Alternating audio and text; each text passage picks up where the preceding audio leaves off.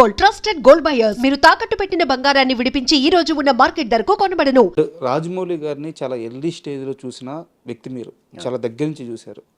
అయితే ఈరోజు రాజమౌళి గారు అంటే ఏందో మాకే కాదు ప్రపంచం మొత్తానికి తెలుసు. ఆయన ఆ స్థాయిలో ఉన్నారు. సీరియల్స్ చేసేటప్పుడు రాజమౌళి గారు ఎలా ఉండేవారు? ఆ కసి ఎలా ఉండేది? కసి ఆయన ఇప్పుడు ఎట్లుందో అప్పుడు అట్లనే ఉండేటోళ్ళు.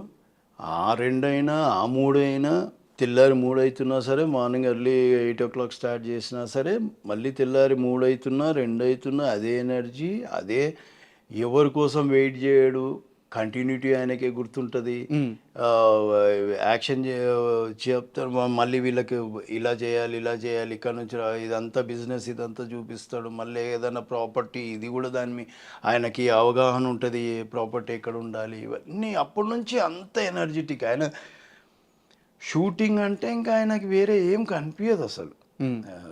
మేబీ అసలు ఏం తోచదు ఆయనకి, ఆ షూటింగే ఆయనకి. ఇంకా ఖాళీగా ఉంటేనే బోర్ ఉంటుందేమో ఆయన షూటింగ్ అంటే అసలు.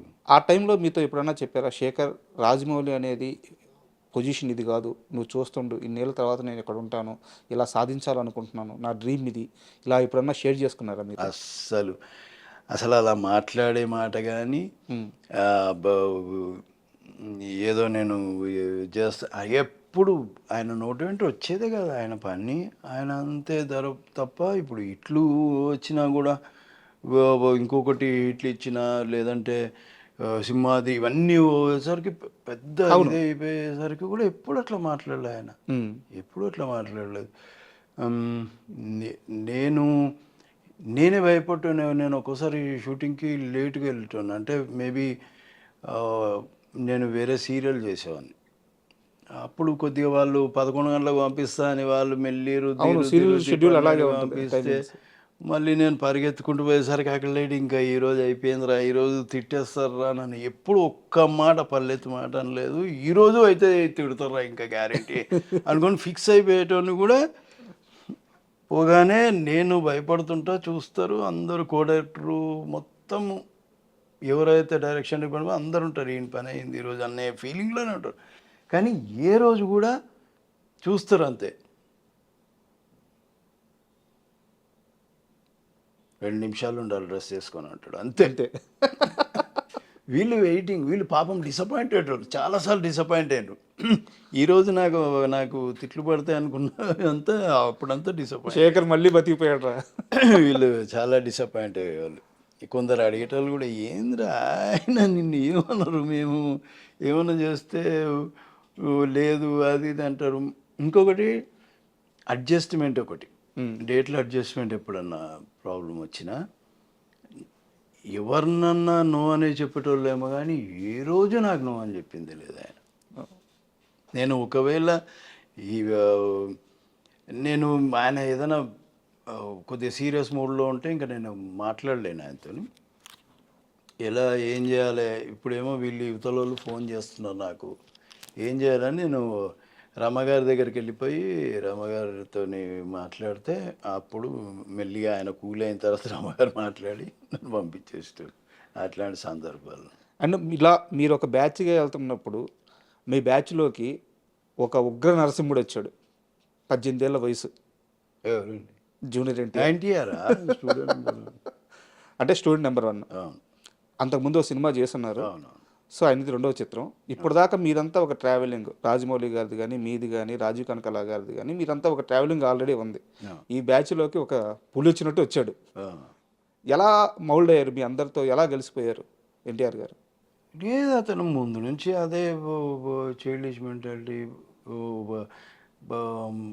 అందరితో మనం పలకరీకున్నా పలకరిస్తాడు అంటాడు, మనం చూడకపోయినా వెనక నుంచి జీప్లో పట్టమని బీకి పలకరిస్తాడు. అట్లాంటి అది ముందు నుంచి ఉంది, ఇప్పుడు ఉంది.